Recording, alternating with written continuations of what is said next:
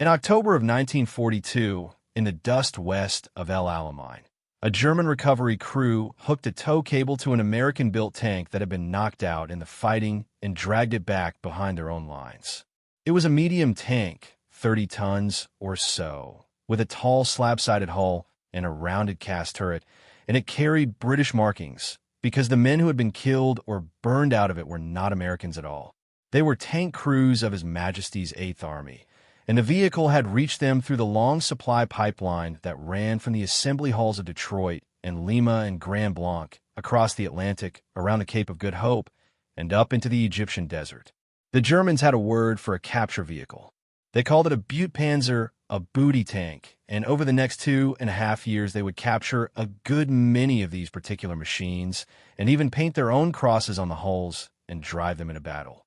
In their ordnance paperwork, they gave it a designation that flattened all its origins into a single bureaucratic line, Panzerkampfwagen M4 748, with a small letter in parentheses, the is standing for amerikanisch. The Americans called it the M4. Almost nobody in 1942 called it the Sherman yet. That name came later, borrowed from the British habit of naming American tanks after Union and Confederate generals. What the Germans did with that first capture machine, and with the ones that followed it into Tunisia the next spring, is the subject of this story. Because somewhere in the long chain of German technical men whose job was to take an enemy weapon apart and understand it, somebody looked at the running gear of this unremarkable American tank, the gears and shafts and steering brakes that turned engine power into movement across the ground, and came to a conclusion that ran exactly opposite to everything the German army believed about itself in 1943. The conclusion was not that the American tank was better armed. It was not. The conclusion was not that it was better armored. It was not. The conclusion had to do with something far less glamorous and, in the end, far more decisive. It had to do with whether the thing kept running. If you're enjoying this deep dive into the story, hit the subscribe button and let us know in the comments where in the world you are watching from today. To understand why that conclusion mattered so much, and why it was the kind of thing a proud army would rather not write down, you have to understand what the German tank establishment thought of itself in the middle of the war. By 1943, German armor doctrine was the most respected in the world, and it had earned that respect the hard way. German tanks had broken the Polish army in weeks, had cut through France in a campaign that stunned every general staff on Earth, had driven deep into the Soviet Union. The men who designed those tanks worked inside an organization called the Heereswaffenamt, the Army Ordnance Office, and a specific branch responsible for armored and motorized vehicles was Waffenprüfung 6, WAPRUF 6. These are not amateurs. They were among the best automotive and ballistic engineers in Europe, and they were building, by the standards of pure specification, the most formidable tanks the war would see. In 1943, the Panther was coming into service, and behind it the Tiger, and they outgunned and outarmored anything the Allies could field. A German gunner in a Tiger could destroy a Sherman at 2,000 yards. A Sherman gunner often could not penetrate the front of a Tiger at any range at all. By the only measure most soldiers cared about in the moment, the German tanks won. So when an American medium tank came into German hands and was examined by German technical men, the expectation was not curiosity. It was condescension. The Americans were newcomers to armored warfare. They had no real combat tradition with tanks, no Guderian, no theory worth the name. Their industry was enormous. Everyone knew that. But enormous output of mediocre equipment was exactly what a serious military professional expected from a nation of car salesmen and assembly lines. The Sherman, on first inspection, seemed to confirm the prejudice. It was tall, which made it an easy target. Its armor was thin and, on the early models, set at angles that did it few favors. Its gun, the short 75mm, was a decent general-purpose weapon and useless against heavy German armor. A German engineer walking around the hull for the first time would have seen very little to respect, and then he would have started taking it apart. The place where a tank lives or dies, mechanically, is not the gun and not the armor. It is the drivetrain, the chain of components that takes the rotation of the engine crankshaft and delivers it, multiplied and controlled, to the tracks. In a tank, this chain runs from the engine through a clutch to a transmission, then forward along a drive shaft to a final assembly at the front of the hull that contains the steering mechanism, the differential, and the final drive gears, the last and heaviest reduction gears before the power reaches the drive sprockets that pull the tracks. In the Sherman, this whole forward assembly was bolted into the very nose of the tank, behind a great curved housing of cast steel.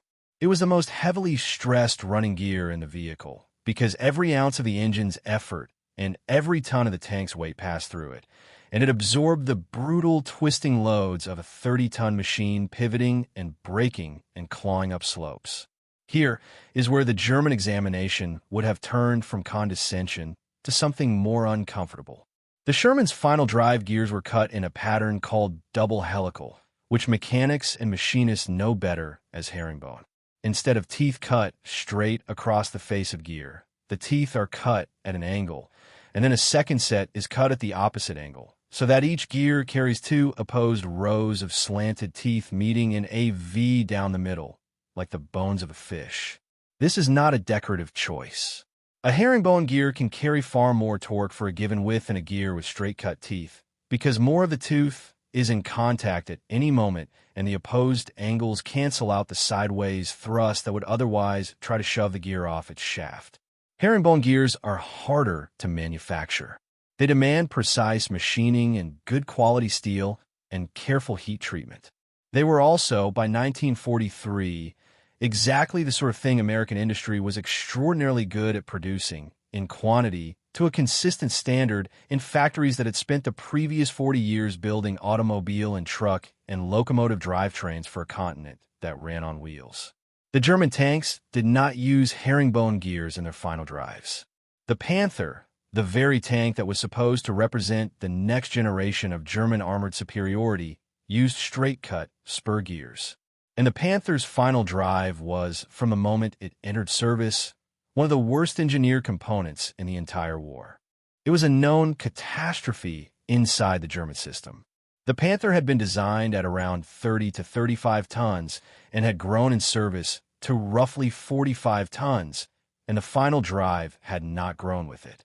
There was no room in the hull to fit larger gears, so the existing gears were forced to carry loads they were never sized for. The teeth, cut straight and made from steel that was too often underhardened because Germany was running short of the alloying metals that made good gear steel, would fatigue and crack and shear off under strain. The failures were not occasional. By the records that survive, a meaningful fraction of Panthers broke down inside the first 100 kilometers, and the great majority would suffer a serious mechanical failure within 1,500. The early Panther's final drive was so weak that the tank could not safely make a tight turn while reversing, a limitation that got men killed during the retreats on the Eastern Front, when a tank that could not pivot in a hurry was a tank that did not get away. So picture the German engineer with the captured Sherman's nose assembly open in front of him. He is looking at herringbone final drive gears, properly hardened, running in a differential housing of cast steel in a tank that has clearly been driven hard and far across the desert and is still mechanically sound. And he knows, because it is his profession to know, that the pride of the German tank arm, the Panther, is at that very moment shedding its final drive teeth across the steppe and being abandoned by crews who have run out of the spare gears to fix it. There was no satisfaction in that comparison.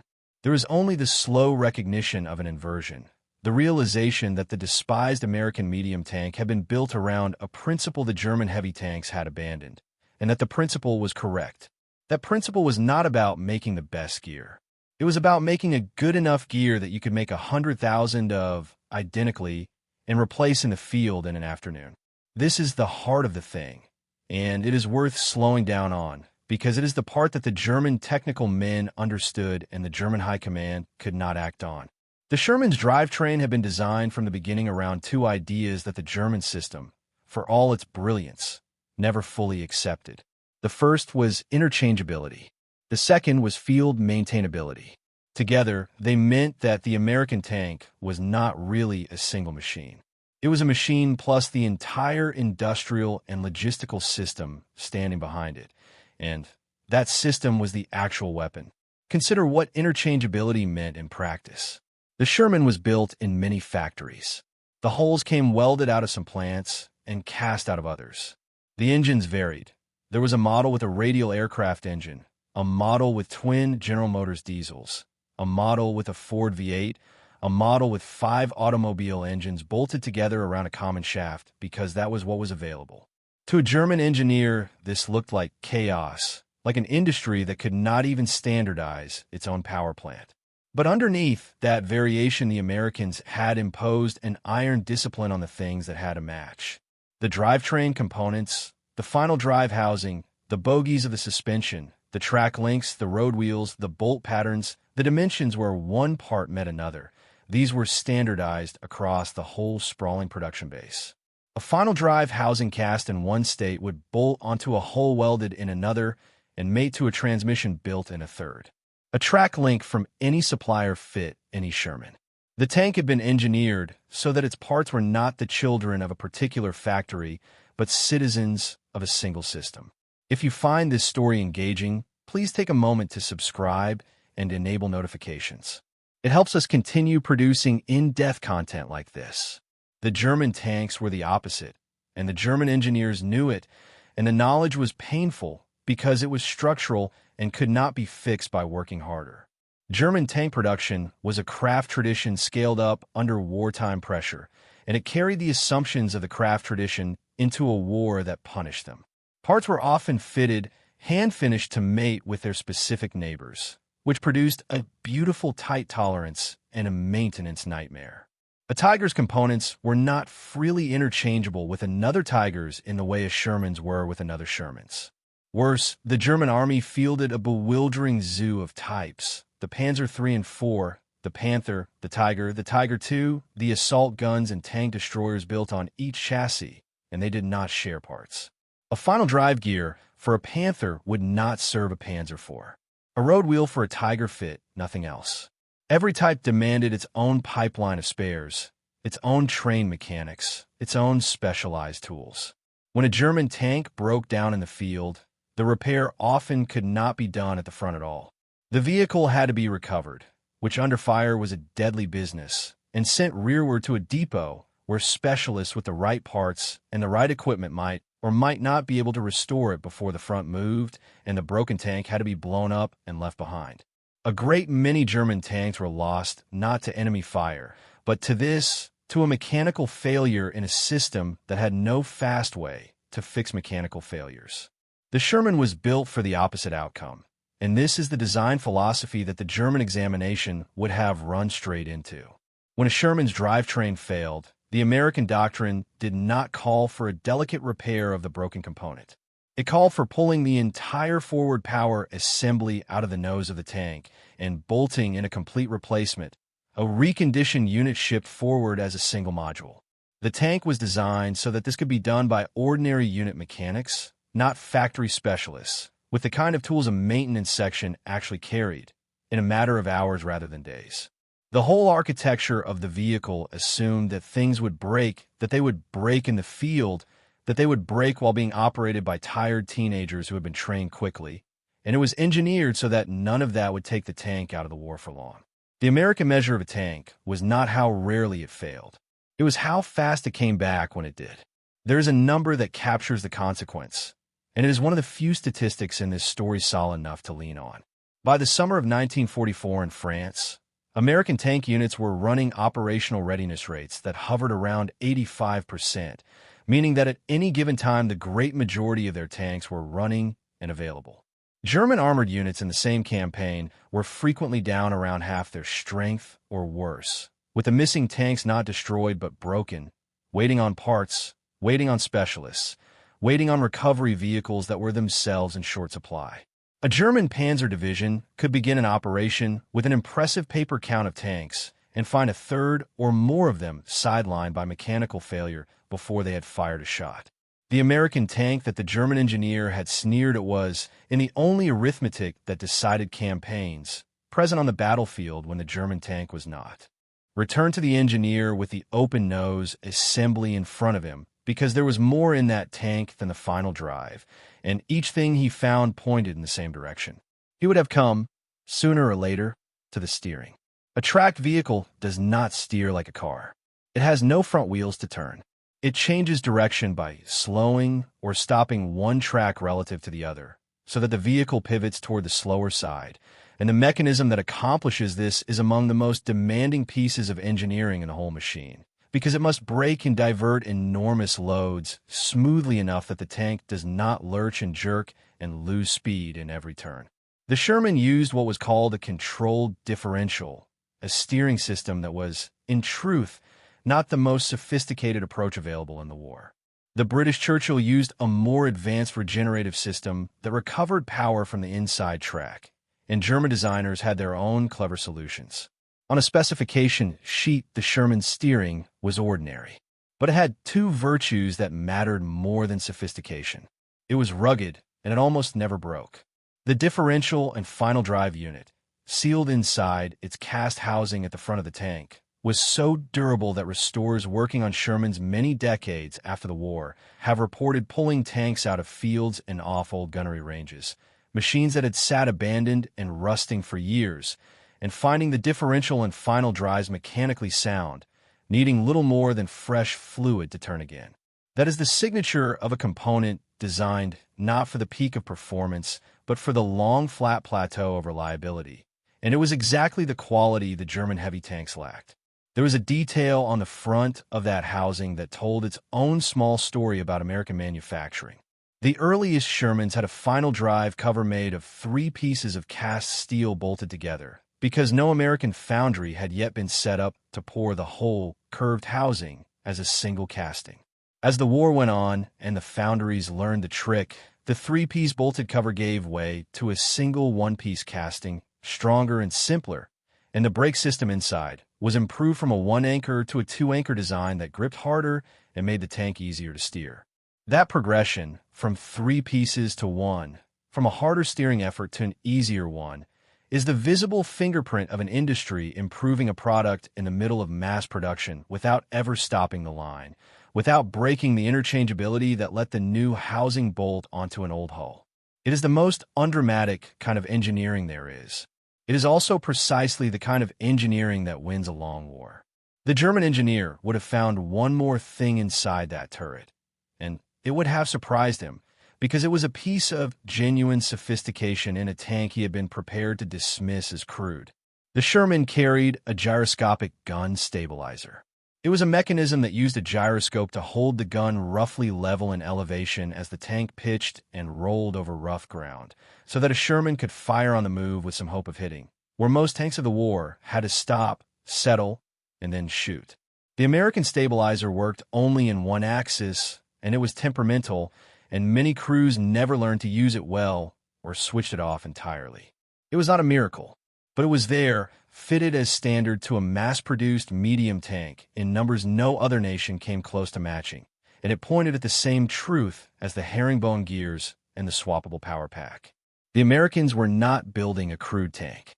They were building a deliberately balanced one, willing to be merely adequate in armor and gun, where adequacy was cheap and could be produced by the tens of thousands, and quietly advanced in the places, the drivetrain, the stabilizer, the standardization, where the advantage compounded over a long campaign. So the examination, if it was an honest one, and German technical men were nothing if not professionally honest about machinery, arrived at a conclusion that had very little to do with the tank as a fighting object and everything to do with the tank as an industrial object. The American medium tank was the expression of a philosophy.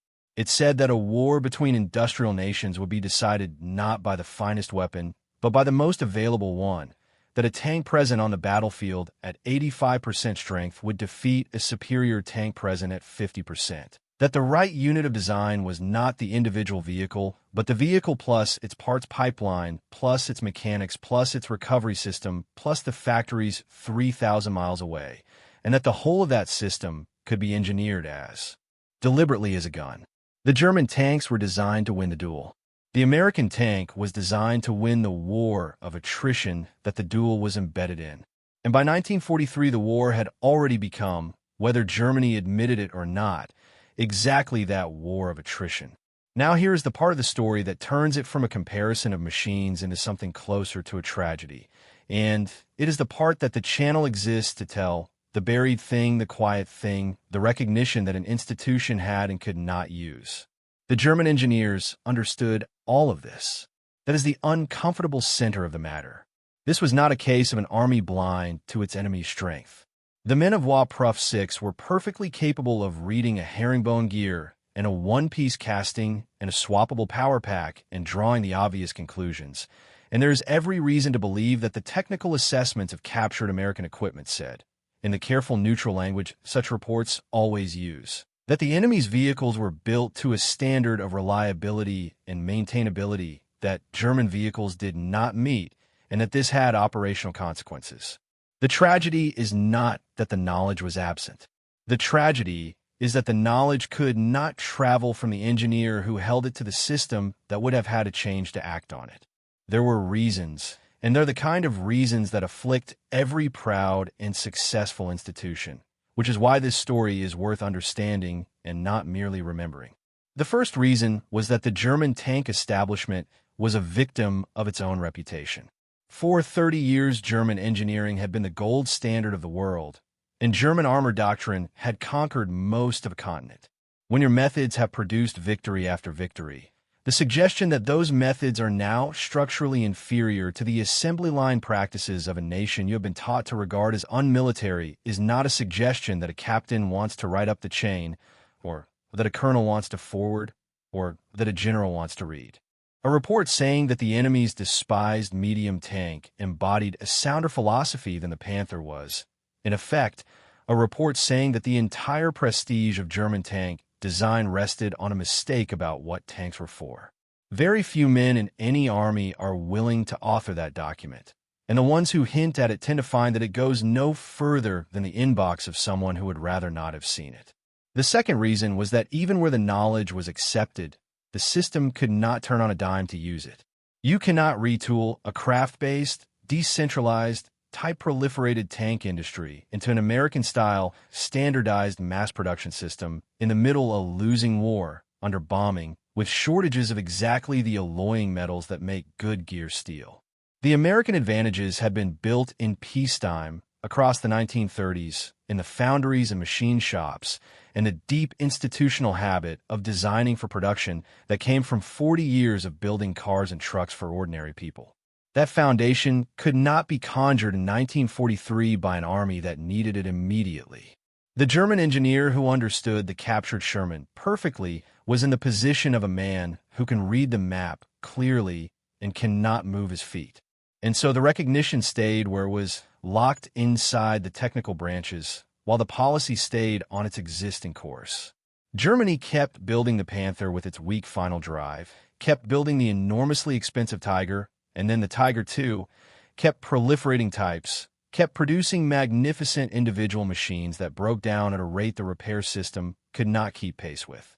The man who eventually had to confront the arithmetic at the top was Albert Speer, the armaments minister, and the picture that reaches us from late in the war is of a German production establishment that knew its tanks were too complex and too few and too hard to keep running, that held demonstrations and wrote assessments acknowledging the reliability of Allied equipment, and that nonetheless could not escape the trap its own earlier choices had built.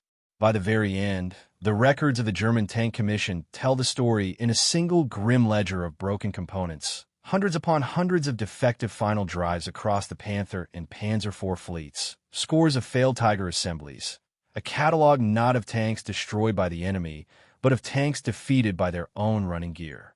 The thing the engineer had seen in the desert in 1943 had become, by 1945, the condition of the whole force. What makes the captured Sherman such a precise lens on all of this is that the lesson was sitting right there in the nose of the tank, in a place anyone could open up and look at, and the looking changed nothing. The teeth of the herringbone gears were cut at their opposed angles for everyone to see. The bolt pattern that would mate to any hull from any factory was there to be measured. The whole power package that came out as a single module was there to be lifted out and understood. None of it was secret. None of it required espionage or genius to grasp. It required only the willingness to accept what it meant. And that willingness was the one thing the German system could not manufacture, because accepting it meant accepting that the war was being lost in the foundries and the design offices, in decisions made years earlier by men who had believed, with every reason in the world to believe it, that they were the best in the world at building tanks. There is a temptation, telling a story like this one, to flatten it into a fable about American superiority, and that would be a falsification of the history. The German tanks were not bad. In the duel, the thing most soldiers and most films remember, the German tanks were terrifying and often supreme. A tiger or a panther in a good defensive position with a trained crew could and did destroy Shermans in numbers that were sometimes lopsided enough to be sickening, and the men who burned to death inside those Shermans, and there were many, did not die because their tank embodied a superior industrial philosophy. They died because their tank's gun could not reach the enemy, and the enemy's gun could reach them. The American crews knew this. They had a bleak grasp of the bargain that they were part of, the bargain that traded the survivability of the individual tank and the individual man for the overwhelming presence of the fleet. The reliability that the German engineer admired in the abstract was paid for, in the concrete, by the crews of tanks that were sent into battle in such numbers precisely because so many of them would be lost. There is no clean victory in this story. There is only a colder kind of correctness, the correctness of a system that was built to absorb its own losses and keep functioning, against a system that was built to inflict losses and could not absorb its own. But the narrow point, the one the German technical men could see and could not act upon, stands. The thing that decided the armored war in the West was not in the turret. It was in the running gear and in the vast, invisible architecture that the running gear implied. It was in the choice, made deliberately and years in advance, to build a tank that an 18-year-old mechanic could fix in a field in France with the tools in his half-track, out of a part that had been cast 100,000 times to the same dimension, while the finest tank in the world sat a few kilometers away, with its straight-cut gears stripped bare, waiting for a specialist and a spare that would not arrive in time. That is what a German engineer would have understood, looking into the nose of a captured American tank in the dust of North Africa in 1943. He would have understood it completely. And the most haunting thing about it, the thing that makes this small mechanical story sit at the exact center of why the war went the way it went, is that understanding it perfectly made no difference at all. The map was clear. The feet could not move. The tank was driven back to a proving ground, measured and photographed and assessed by men who knew exactly what they were looking at. And then the proud machines kept rolling off the German lines with the same beautiful, doomed gears inside them. And the unremarkable American tank with its herringbone teeth and its swappable heart kept coming and coming and coming in numbers until there were no more questions left to ask. Thank you for watching. For more detailed historical breakdowns, check out the other videos on your screen now, and don't forget to subscribe.